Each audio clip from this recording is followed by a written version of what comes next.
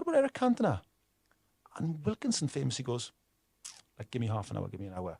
Ferguson can't believe it. Manchester United are sort of leading the league for a lot of the year.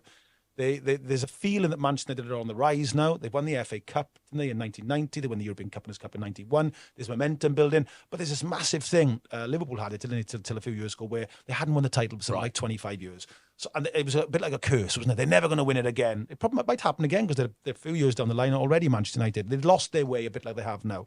Ferguson comes in, he turns it around. And then there's a feeling, okay, they're on the rise and they're going to win the title this year. And Leeds pipped them. They have an awful Easter, Manchester United. I'll never forget it. But they lose a few games, and Leeds pipped them. But they pipped them. And there's a real feeling, Mark, in English football that it's just a curse of Manchester United. It's never going to work. Always the bridesmaid. Always. And Ferguson that summer goes away famously and goes like, I just don't know what the final component is. I just don't know what it is. Turns out, Wilkinson rings Ferguson up famously, managers obviously give a call, who you got available? And he rings up inquiring about Dennis Irwin. Often voted one of the great fullbacks of Manchester United. Yeah. Fabulous fullback, Irish lad, brilliant. Ferguson says no chance whatsoever.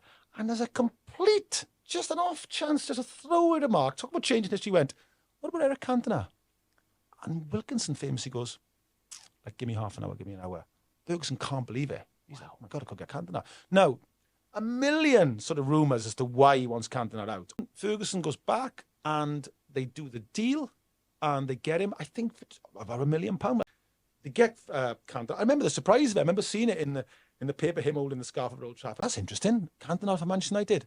And boy, does that turn out to be the signing of Ferguson's career. I think that's the greatest signing of Alex Ferguson. But I think his signing... He's the catalyst. Because that next year, they win the title. And we can wrap this up by saying, it sums up his influence on the players that come through. And of course, he becomes known as the king, a bit like the nickname that Dennis Law had. He becomes known as the king of Old Trafford. To this day, people are saying, drink to Eric the King. Yes. So he's got that kind of reputation, Mark, in Manchester United.